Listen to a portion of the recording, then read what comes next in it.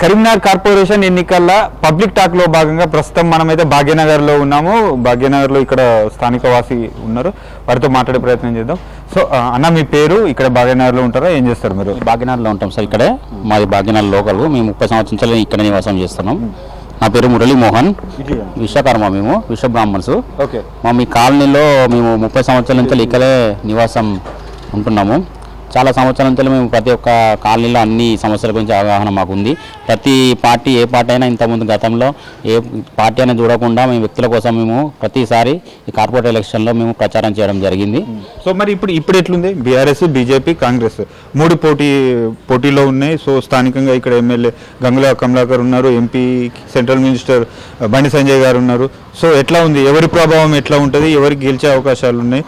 ఈ అభ్యర్థుల్లో, పోటీ చేసే అభ్యర్థుల్లో ఎవరిది బెస్ట్ అనుకుంటారు? అయితే గతంలో చూసుకుంటే మనం అప్పుడు టీఆర్ఎస్ పార్టీ మన గవర్నమెంట్లో ఉంది కాబట్టి అప్పుడు మనం అందరూ సపోర్ట్ ఇచ్చారు. అప్పుడు డెవలప్మెంట్స్ అయితే అని అనుకొని అందరూ సపోర్ట్ ఇచ్చారు. మాకు ఇక్కడ నిలబడ్డ వ్యక్తికి మేయర్ ఇస్తామని చెప్పేసి చెప్పారు.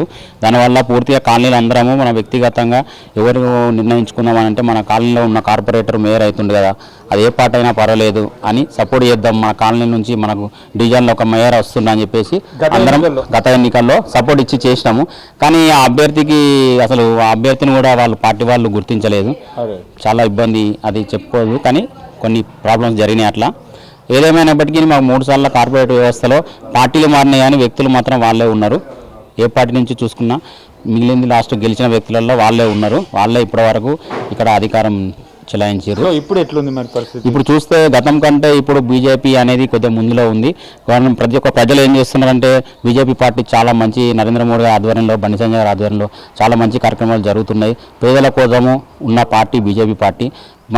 ముఖ్యంగా మా విశ్వకర్మలను గుర్తించిన పార్టీ నరేంద్ర మోడీ. విశ్వకర్మలను గుర్తించి మా విశ్వకర్మల కోసం విశ్వకర్మ పథకం అనేది ప్రవేశపెట్టారు. దానివల్ల చాలామంది మా విశ్వకర్మలు లబ్ధి పొందినాం. మాకు పనిముట్లు కూడా ఇప్పించారు. చాలామందికి వ్యక్తిగతంగా మేము నష్టపోయాం. ఈ కరీంనగర్లో దాదాపు మీకు ఎంత, మీ అసోసియేషన్లో ఎంతమంది మీ విశ్వకర్మల మెంబర్స్ ఉన్నారు? సో ఎంతమంది బెనిఫిట్ పొందారు? సో వాళ్ళు ఏమంటున్నారు? వాళ్ళ అభిప్రాయం ఎలా ఉంది? మా కరీంనగర్ మొత్తంలో చూసుకుంటే మాకు ఒక 3-4 వేల పైన ఓట్లు ఉంటాయి మా విశ్వకర్మలై. అయితే మాకు నరేంద్ర మోడీ మమ్మల్ని గుర్తించి మాకు ఈ పథకం పెట్టిన తర్వాత మేము మొన్న మా విశ్వకర్మ ఎలక్షన్స్లో కూడా అందరము నరేంద్ర మోడీ పరంగానే సమస్య మా చేసిన గురించి వాటి చెప్పుకోవడం జరిగింది. ఇప్పుడు విశ్వకర్మలో మేము ఒకటి ఆలోచించాల్సింది ఏంటంటే మమ్మల్ని గుర్తించినది ఒక నరేంద్ర మోడీ మాత్రమే. మాకు గుర్తించడం కాకుండా మాకంటూ ఒక విశ్వకర్మ పథకం అనేది పెట్టి మాకంటూ ఒక ఉపాధి కల్పించడం. బయట మేము స్వతహాగా వృత్తిపరంగా చాలా నష్టపోయి ఉన్నాము అన్ని రకాలుగా. వృత్తిని మా ముందుకు ఇప్పుడు తీసుకొచ్చిన వ్యక్తి ఒక నరేంద్ర మోడీ. ఈ పార్టీ పరంగా మన వ్యక్తులని కాకుండా మనం ఏంటంటే కులం, మతం, సాంప్రదాయం, మన హిందూ ధర్మం, హిందువులం కాబట్టి ముఖ్యంగా హిందూ ధర్మం కోసం పోరాడాలని అనుకున్నాం. అందులో భాగంగా మాకు హిందూ ధర్మ బండి సంజయ్ గారు నాయకత్వం కూడా చాలా బాగుంది. కాబట్టి మేము విశ్వకర్మలం కూడా మేము ఏంటంటే మాకు పథకాల తల మేము అభివృద్ధి పొందినాం కాబట్టి. ఒకసారి ఈ విశ్వకర్మ పథకం గురించి ఒకసారి చెప్పండి, ఎలా ఉంటుంది? స్టార్టింగ్ కానీ హై కానీ ఎలా ఉంటుంది? అంటే లబ్ధిదారునికి ఎంత లాభం చేకూరుస్తుంది, దాని గురించి చెప్పండి. ఓకే, విశ్వకర్మ పథకంలో మేము అప్లై చేసుకున్న వాళ్ళకు 7 రోజులు వాళ్ళకు ట్రైనింగ్ అనేది ఇవ్వడం జరిగింది. ట్రైన్తో పాటుగా డైలీ వాళ్ళకు 500 రూపీస్ అనేది స్టైఫండ్ కూడా ఇవ్వడం జరిగింది.